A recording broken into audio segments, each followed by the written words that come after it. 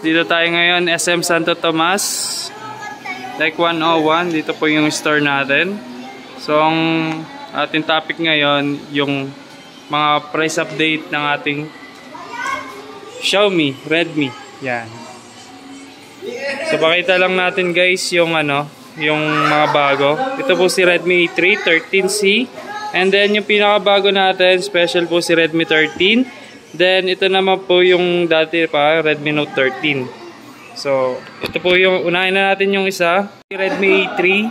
So, meron po siyang 6.71 90Hz display. So, mapapansin nyo, mas malaki po yung screen, mas may enjoy nyo po yung viewing experience. And then, lalo na po, special po dyan is naka 5,000 mAh battery. Then, kagandahan po dito is, may dalawang klase po yan. Pwede kayong pumili, yung 3GB 64GB. 3,399.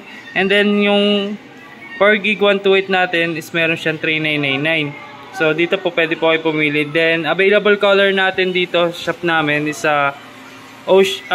Star Blue, saka po yung Midnight Black and Forest Green. Yan. Kagandahan po kay Redmi A3 po yung mahilig po kayong maglaro or game sa mga nag-aaral po ng murang phone. So ito pong Redmi A3 po is bagay sa inyo. Then kagandahan din po, since naka-A3 po, naka-Type-C na siya, fingerprint, face unlock, and then mas maganda yung design at mas elegant po yung camera na nilagay kay A3. Sa A3 po is meron siyang 8 megapixel plus 2 megapixel, then sa front naman po is 5 megapixel. Ayan, ang presyo po niyan is 399 and 3,999. Then ito po yung mga available colors, Midnight Black at Forest Green at Sky Blue. Then, dito naman po, next po is si Redmi 13C. Ito si Redmi 13C po, kagandahan po dyan, meron siyang 2 variant din, 6GB 128 and 8GB to 56GB. Then, kagandahan po dyan is naka 90Hz refresh rate. Special din po, nilagyan po siya ng magandang chipset na MediaTek Helio G85. So, sa mga naghahanap dyan, mga pang-budget phone, para sa inyo to, sa mahilig mag-games like Call of Duty, Mobile Legends, mas may enjoy nyo po siyang gamitin. And then experience nyo po, malaki yung screen nyan, bali 6.74 inches. And then pagdating naman po sa likod is glossy type na po yung design niya. And then kagandahan po is meron siyang triple camera. Ang pinaka main camera niya is 50 megapixel with macro lens and 8 megapixel for ultra wide po. Then kagandahan po dito, si Redmi 13C po is naka 113 na rin po. Ito yun guys. Then pag-usapan natin yung sa camera. Ito po yung 50 megapixel, ulitin lang natin. Yan. So, may enjoy nyo po yun gamitin. And then sa front po is 8 megapixel. Yan, ganyan siya kalinaw. Then ito po is naka IPS display, compare po naka TFT. Mas may enjoy nyo, mas ma-appreciate nyo po yung kulay ng ating screen. And then kagandahan po dito, naka 5,000 mAh battery, long lasting na po. Ayan, si Redmi 13C. Then pag-usapan natin dito kay Redmi 13. Ito naman po yung Redmi 13 natin.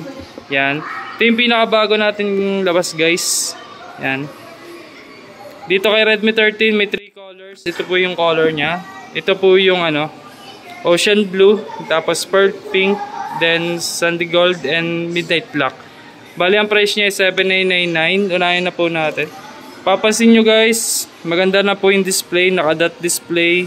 Papansin nyo mga mid-range, saka high-end lang po yung makikita nyo ganito yung phone. Pero dito po 799 lang, mabibili nyo na. Then kagandahan po dyan guys is naka 108 megapixel. Tapos mapapansin nyo yung pinakabagong design ng LED light natin.